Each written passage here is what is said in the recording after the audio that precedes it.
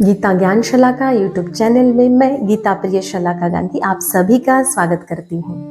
Real happiness, असली आनंद की खोज में हम जीवन भर रहते हैं। रियल हैप्पीनेस इस सीरीज में आज का ये वीडियो है।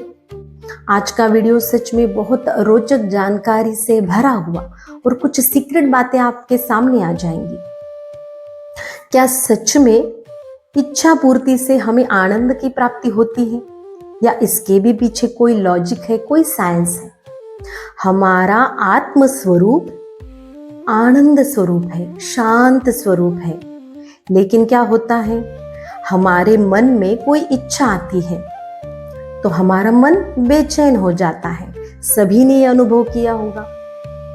और वो बेचैनी कब तक रहती है? जब तक वो इच्छा पूरी ना हो जाए। जैसे ही वो इच्छा पूरी हो गई वैसे ही हम सुखी हो जाते हैं, आनंदित हो जाते हैं। लेकिन उस इच्छा की वजह से हमें वो सुख नहीं मिलता। इसके पीछे का साइंस मैं बता रही हूं आपको। हमारे बुद्धि में हमारे आत्म स्वरूप मतलब हमारी आत्मा का प्रतिबिंब रहता है, रिफ्लेक्शन। जैसे ही हमारे मन में कोई कामना आ गई, कोई इच्छा आ गई, मन बेचैन हो जाता है और हमारे बुद्धि में हलचल पैदा होती है, वाइब्रेशन आती है। उस वजह से वो आत्मा का प्रतिबिंब, वो रिफ्लेक्शन नहीं हम देख पाते। हम जब शांत होते हैं तब हमने ये बात अनुभव की है कि बिना किसी कारण अगर हम शांत हैं तो हम आत्मा के उस शांत आनंद स्वरूप आत्मा के निकट है, नजदीक है।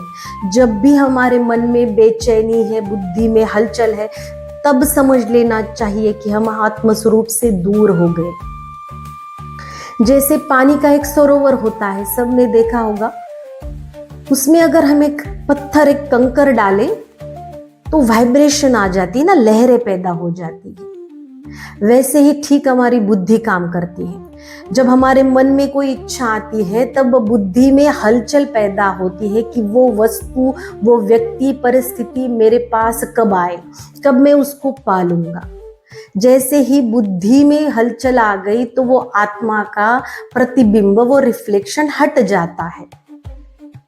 जब हम मन की कामना पूरी करने की कोशिश करते हैं और वो कामना पूरी हो जाती है, तब क्या होता है, सभी ध्यान देकर सुनना।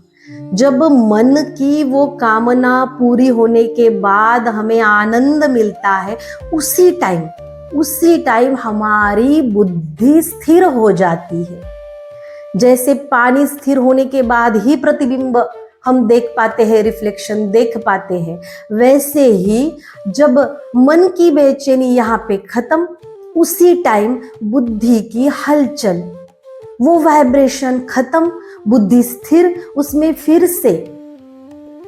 फिर से हमारे आनंद स्वरूप आत्मा का रिफ्लेक्शन हमें दिखाई देने लगता है। हम अनुभव करने लगते हैं वो शांति, वो आनंद जो हम इच्छा पूर्ति से लेते हैं, वो आनंद इच्छा पूर्ति से ना मिलकर हमारे स्वरूप का ही आनंद होता है। इसमें कोई कह सकता है कि ऐसे कैसे, हमने तो वो आनंद अनुभव किया है इच्छा पूर्ति का। आप एक बात सच में बताओ, अगर आप उस इच्छा पूर्ति का आनंद अनुभव कर पाते तो अभी तक आप दुखी क्यों हैं, बेचैन क्यों हैं?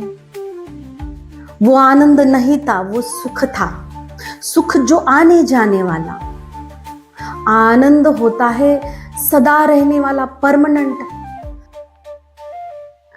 हमारा स्वरूप आनंद है, इसीलिए हम आनंदित रहते हैं। लेकिन इच्छा अगर बीच में आ गई तो फिर हमारे बुद्धि में हलचल हो जाती है।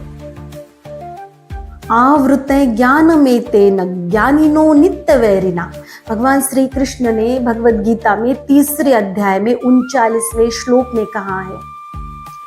मैं बार बार ये कहती रहती हूँ ना कि कामना के पीछे ही आनंद है। बिल्कुल, जैसे ही कामना हटती है वो आनंद स्वरूप हमारा फिर से हमें अनुभव होने लगता है। आखिर ये कामना है क्या? हम जिंदगी भर आनंद पाने के लिए कामना के पीछे दौड़ते हैं, लेकिन असली आनंद, रियल हैप्पीनेस नहीं पाते। ये कामना है क्या, वो कैसे काम करती है, ये इच्छा कामना का स्वरूप क्या है? अगर ये जानना है तो इंतजार करिए अगली वीडियो तक। आपको अगर ये वीडियो अच्छी लगी तो जरूर लाइक करो, शेयर करो और कमेंट करो। अब तक आपने ये चैनल सब्सक्राइब नहीं किया है तो जरूर सब्सक्राइब करो। राधे राधे।